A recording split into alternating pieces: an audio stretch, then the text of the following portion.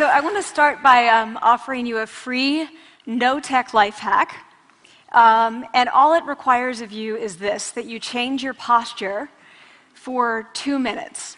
But before I give it away, I want to ask you to right now do a little audit of your body and what you're doing with your body. So how many of you are sort of making yourselves smaller? Maybe you're hunching, crossing your legs, maybe wrapping your ankles. Sometimes we hold on to our arms like this. Sometimes we spread out. I see you.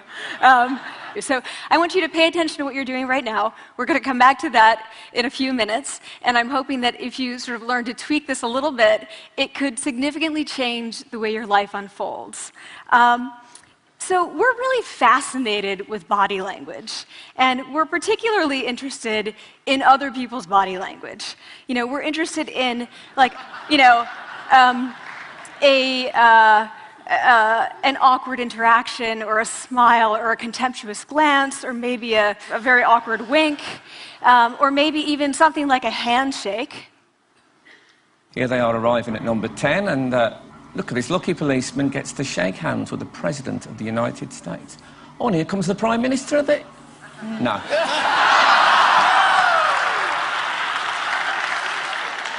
So a handshake, or the lack of a handshake, can have us talking for weeks and weeks and weeks, even the BBC and the New York Times.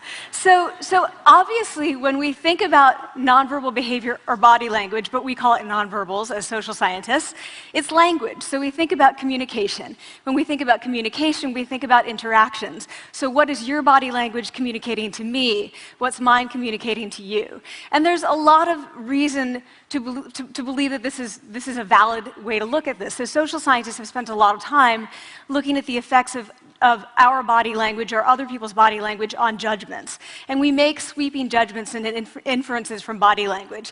And those judgments can predict really meaningful life outcomes, like who we hire or promote, who we ask out on a date. For example, Nalini Ambady, a researcher at Tufts University, shows that when people watch 30-second soundless clips of real physician-patient interactions, their judgments of the physician's niceness predict whether or not that physician will be sued. So it doesn't have to do so much with whether or not that physician was incompetent, but do we like that person and how they interacted? Even more dramatic, Alex Todorov at Princeton has shown us that judgments of political candidates' faces in just 1 second predict 70% of US Senate and gubernatorial race outcomes. And even, let's go digital, emoticons used well in online negotiations can lead you to claim more value from that negotiation. If you use them poorly, bad idea, right? So when we think of nonverbals, we think of how we judge others, how they judge us, and what the outcomes are. We tend to forget, though, the other audience that's influenced by our nonverbals, and that's ourselves. We are also influenced by our nonverbals, our thoughts and our feelings and our physiology. So what nonverbals am I talking about? I'm a social psychologist, I study prejudice, and I teach at a competitive business school. So it was inevitable that I would become interested in power dynamics. I became especially interested in nonverbal expressions of power and dominance. And what are nonverbal expressions of power and dominance? Well, this is what they are. So in the animal kingdom, they are about expanding. So you make yourself big, you stretch out, you take up space, you're basically opening up. It's about opening up. And this is true across the animal kingdom. It's not just limited to primates, and humans do the same thing. So they do this both when they have power sort of chronically, and also when they're feeling powerful in the moment. And this one is especially interesting because it really shows us how universal and old these expressions of power are. This expression, which is known as pride, Jessica Tracy has studied, she shows that people who are born with sight and people who are congenitally blind do this when they win at a physical competition. So when they cross the finish line and they've won, it doesn't matter if they've never seen anyone do it, they do this. So the arms up in the V, the chin is slightly lifted. What do we do when we feel powerless? We do exactly the opposite. We close up, we wrap ourselves up, we make ourselves small. We don't want to bump into the person next to us. So again, both animals and humans do the same thing. And this is what happens when you put together high and low power. So what we tend to do when it comes to power is that we complement the other's nonverbals. So if someone's being really powerful with us, we tend to make ourselves smaller. We don't mirror them, we do the opposite of them.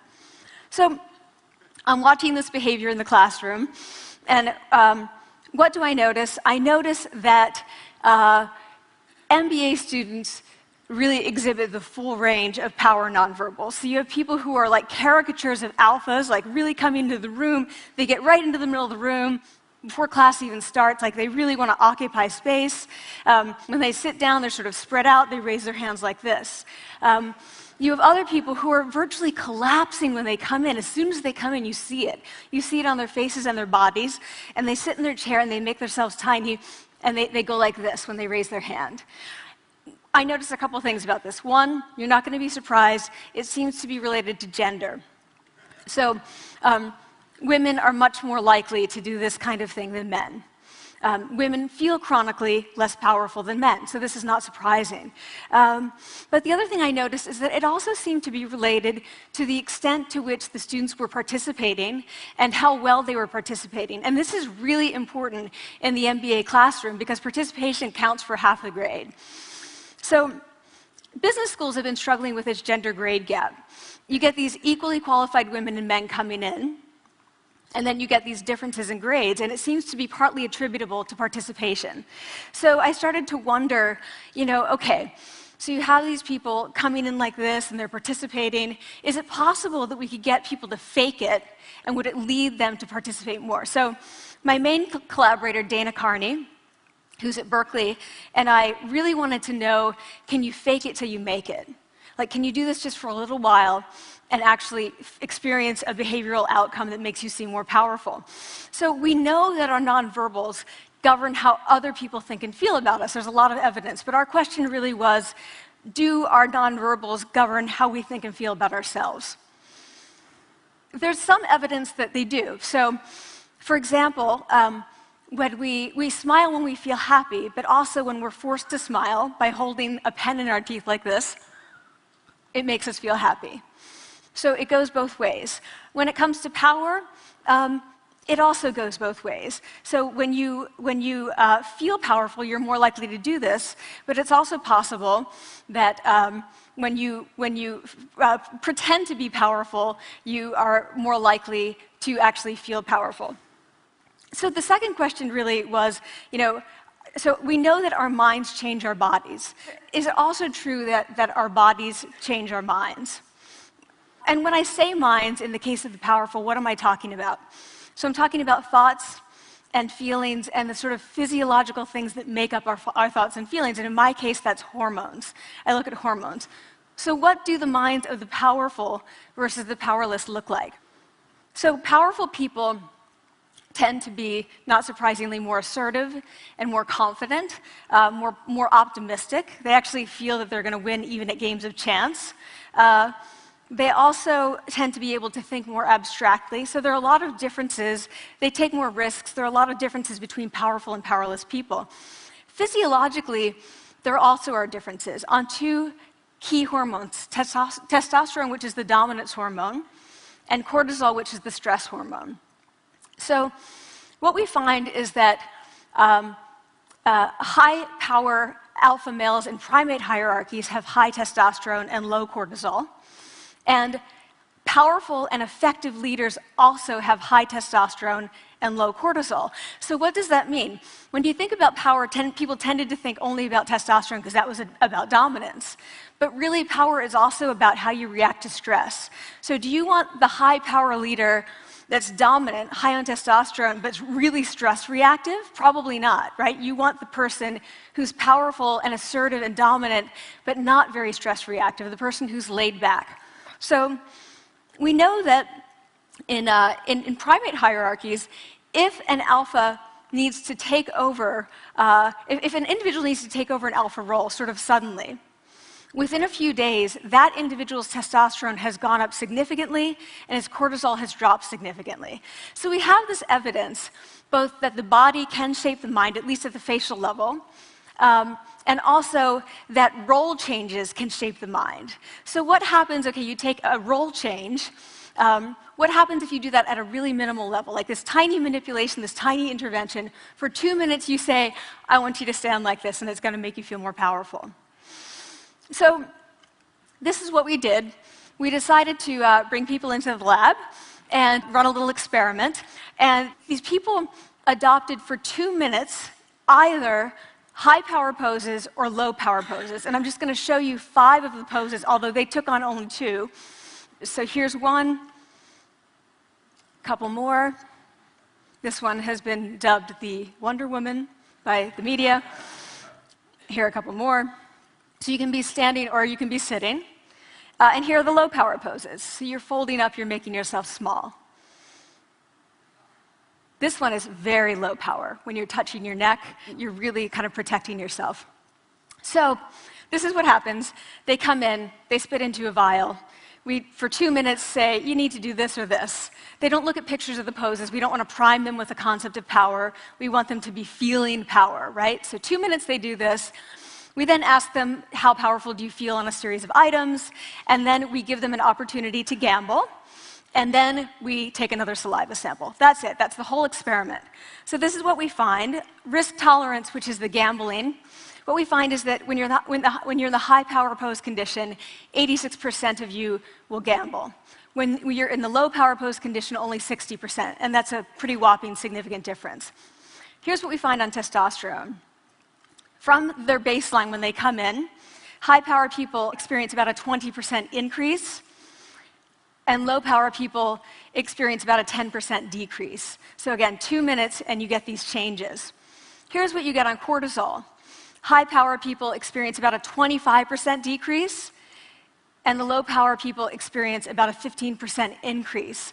So 2 minutes lead to these hormonal changes that configure your brain to basically be either assertive, confident, and comfortable, or really stress reactive, and feeling sort of shut down. And we've all had that feeling, right? So it seems that our nonverbals do govern how we think and feel about ourselves. So it's not just others, but it's also ourselves. Also, our bodies change our minds.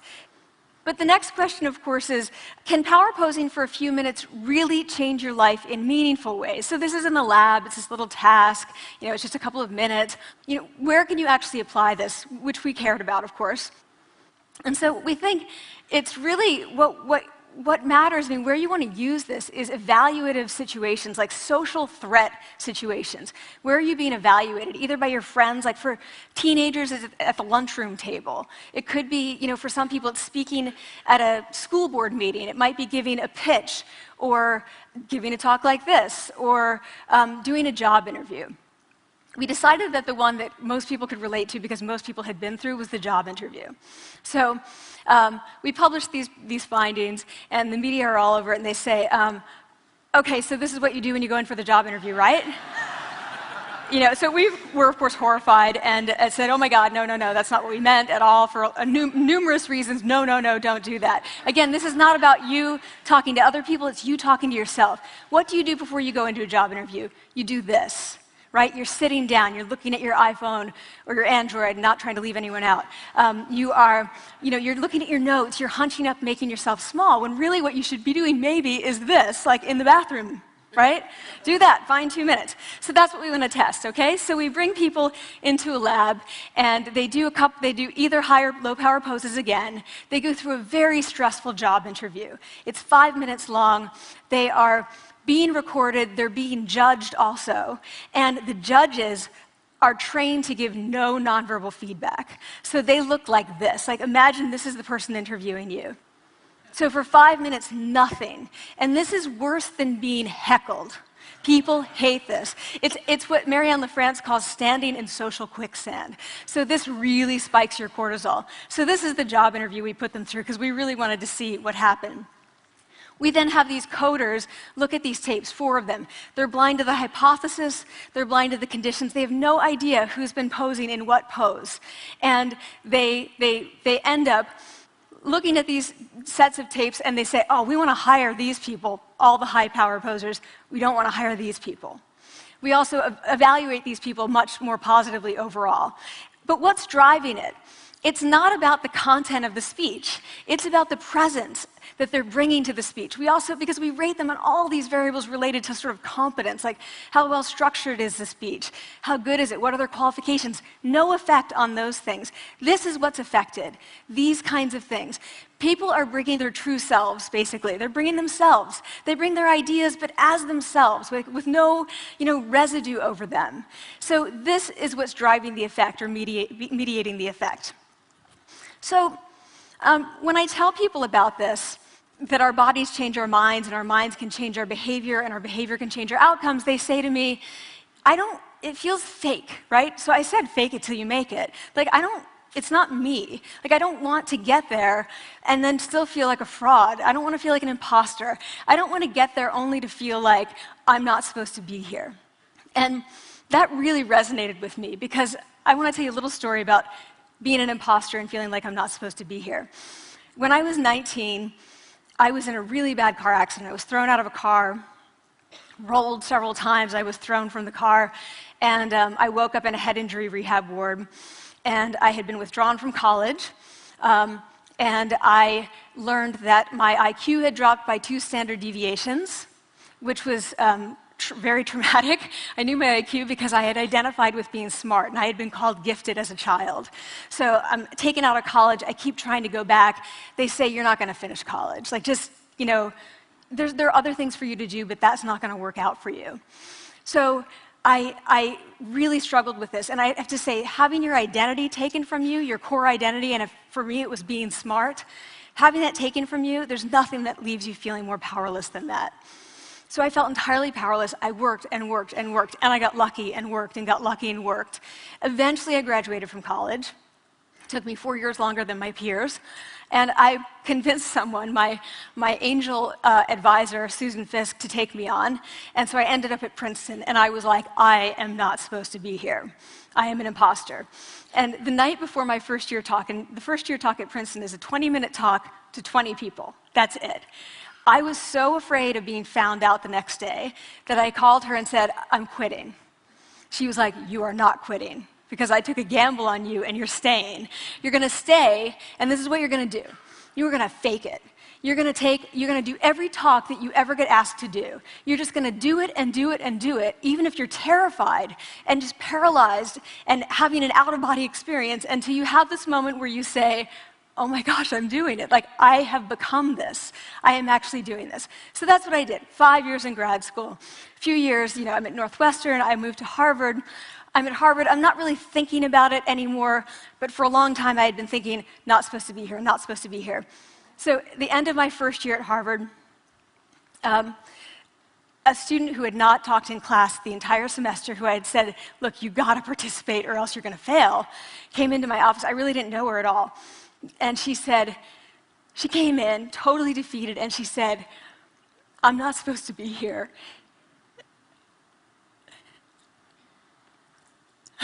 And that was the moment for me, because 2 things happened. One was that I realized, oh my gosh, I don't feel like that anymore.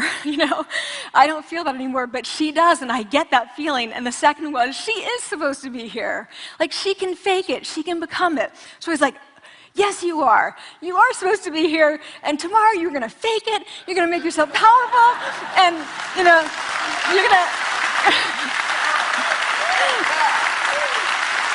and you're going to go into the classroom, and you are going to give the best comment ever, And she gave the best comment ever. And people turned around, they were like, oh my God, I didn't even notice her sitting there, She comes back to me months later, and I realized that she had not just faked it till she made it, she had actually faked it till she became it.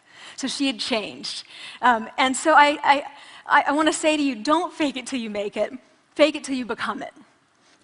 It's not do it enough until you actually become it and internalize. The last thing I want to leave you with is this. Tiny tweaks can lead to big changes. So this is 2 minutes. 2 minutes, 2 minutes, 2 minutes. Before you go into the next stressful evaluative situation, For 2 minutes, try doing this in the elevator, in a bathroom stall, at your desk behind closed doors. That's what you want to do. Configure your brain to cope the best in that situation. Get your testosterone up, get your cortisol down. Don't leave that situation feeling like, oh, I didn't show them who I am. Leave that situation feeling like, oh, I really feel like I got to say who I am and show who I am. So I want to ask you first, both to try power posing, and also I want to ask you to share this science, because this is simple. I don't have ego involved in this. Give it away. Share it with people, because the people who can use it the most are the ones with no resources and no technology and no status and no power. Give it to them, because they can do it in private. They need their bodies, privacy, and 2 minutes, and it can significantly change the outcomes of their life. Thank you.